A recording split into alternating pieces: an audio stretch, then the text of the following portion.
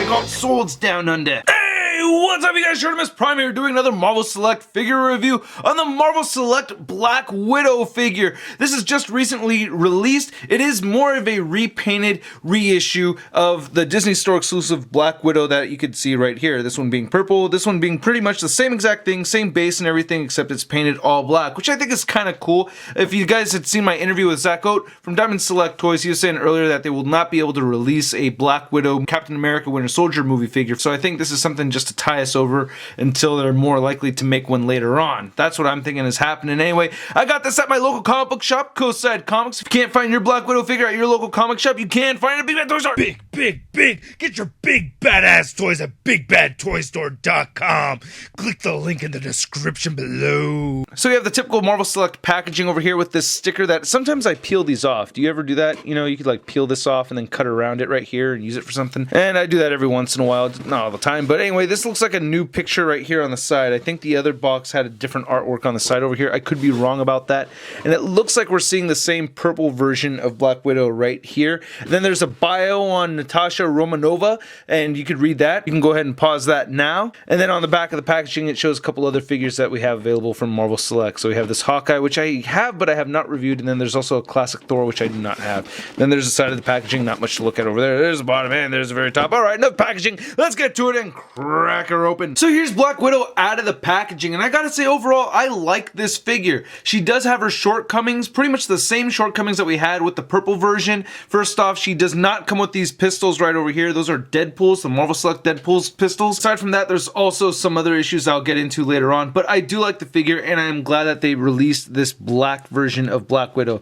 I like how it looks. It's a pretty cool looking Black Widow, and I'm definitely going to have this displayed with my movie Avengers figures. Now, she does have this pretty cool base that does not have pegs sticking out of it, which is a bit unfortunate because the figure does have peg holes at the bottom of her feet, but you can't really plug her into anything, so she's not really standing very well, and there goes Ant-Man. So let's take a closer look at this base. First off, let's take a closer look at Ant-Man. First off, this Ant-Man is very small. He stands at about 1 inch tall. Yeah, very, very tiny little figurine that came with this figure, and I like it. I think this is a nice little Ant-Man, and you can just shave off these little pegs right here that he plugs into on the base if you want him displayed with something else. I don't know how well he's going to stand, but I think they did a good job on this for how small it is. I think they got a decent amount of detail in it, and I like it, especially on that head sculpt with the helmet and everything. I think they did a good job there. So to put him on the stand, you can see there's the whole peg, and then there's a little slot right there for the right foot, and just peg it in here, and it stays okay. It's not as secure as I want it to be, but if I just let it sit there, you know, it'll be all right. It's just that as soon as I start moving stuff around, it'll fall over. And there it goes, standing sturdy as hell while I'm trying to demonstrate how it's a very loose, and it doesn't work. Oh yeah, okay, yeah, it's super loose. It's gonna fall right out any second. All right, never mind. As for the rest of this base goes, this is awesome. I really like seeing these busted Ultron parts and get all this dirt right here. And there goes the Ant-Man like I predicted. See it happened.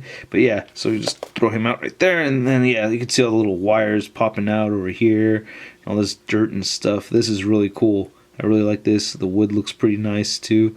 These back plates right over here with some bullet holes in there and everything. Looks like this is a piece of a wall. See some insulation right there and some piping. I think this is a very cool base, and I like seeing all the bullet shells and stuff. Nice gold paint applications on it. Underneath over here it's somewhat hollow, and then on the back there's no real detail or anything. She's got the derpy eyes. Yeah, unfortunately, all four of them had kind of screwed up eyes. They're just off-centered, man. That's kind of a bummer. I do like the sculpt on the figure, on the face anyway, but I'm not a big fan of the paint applications. I think they kind of just missed the mark. And they kind of did the same thing with the purple version too, but not as bad, because I was able to find one at the Disney store that had pretty decent eyes. So that one's not too bad, but oh boy, that one's pretty bad. One thing I didn't notice earlier is that I like the skin tone on this one a little bit better. It looks a little more realistic, slightly darker than this one right over here. And then there's a difference right here, obviously, between the purple and the black. And I gotta say, I like the hair sculpt on the figure. The hair looks really nice. It's waving off to one side. It has some black paint detail in it, in those creases over here, so I think that's very cool. Pero estas chichas, I like them. They look pretty good. Very revealing, too, you know? I think that's pretty nice that they did that. I like that. It's not too bad. And I like how the silver paint applications go right there on the zipper. That looks pretty nice. I like the Black Widow logo is actually a much brighter red than we saw in the other version. These wrinkles that are sculpted in here look really nice. And then there's her bracelets right there. Now I really like how the hands came out. I like the sculpting, and you can see some nice lines and detail in her gloves over here, and they painted the fingernail polish red, which looks great. But as I mentioned earlier, it's very unfortunate that the figure does not come with any guns for her to hold. But Diamond Select didn't leave us completely stranded because the hands are sculpted in a way where she can hold some guns. So as I showed earlier, she was holding Deadpool's pistol, and you can see it fits nicely in there. I think that looks pretty good. It looks a little large, but it's not too bad. She also holds the Marvel Select First Avenger Captain America gun, and she also holds the Marvel Select Punisher's gun too, so that looks pretty good. And for the longest time I've had the purple version of my Marvel Select Black Widow holding this gun right here, and I cannot remember which figure this came from. Somebody please tell me. It's been driving me crazy. I feel like an idiot. I can't remember which figure this gun came from, but she holds it very, very well. If you'd see my review on the purple version of this figure, yeah, I liked them then and I still like them now. I really like the sculpted lines right there around her knees and her suit, and I really like the glossy black paint that they used for her boots over here. That looks great. And of course, I'm a big fan of the silver buckles. I think that's really cool. And you have these zippers right here painted right there with the silver. Same thing with this one part on the side right over here.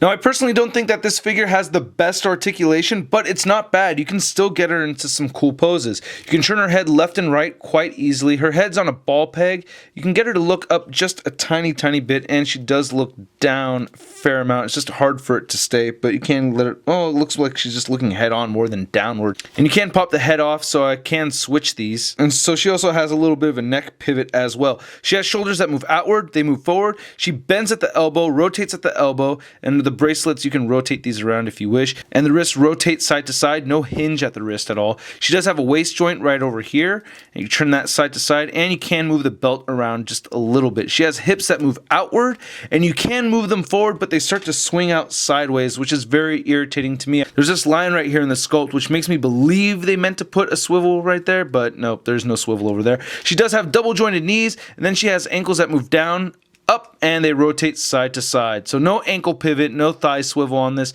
So there are limitations, but you can, like I said, get her into some decent poses, like getting her into a pose like this. I had her in this pose earlier in the video. I don't think it's terrible, you know, something to work with. So Marvel Select being a 7-inch scale figure line, this Black Widow figure stands just under 7.5 inches. Here she is next to the new Marvel Select Winter Soldier figure, and they stand at about the same exact height. So yeah, I think she's definitely a little large. And here she is mixed in with my Marvel Select movie Avengers figures. Of course, that's a Dark World Thor over there instead of the Avengers movie Thor, because I like that one better. But anyway, I think she's a little on the tall side, honestly.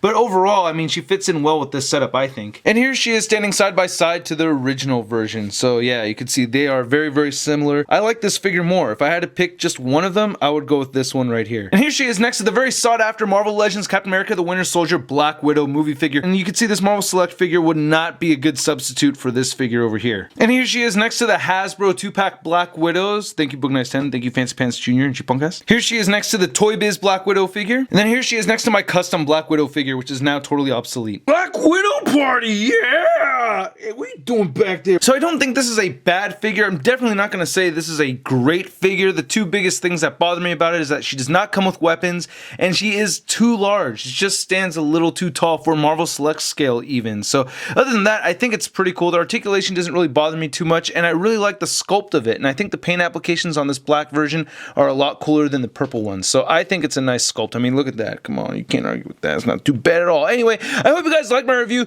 Please check out marvelousnews.com for a full photo gallery. Also, hit the like button if you liked the video. Leave a comment and subscribe. I'll catch you later. Peace. Pew, pew, pew.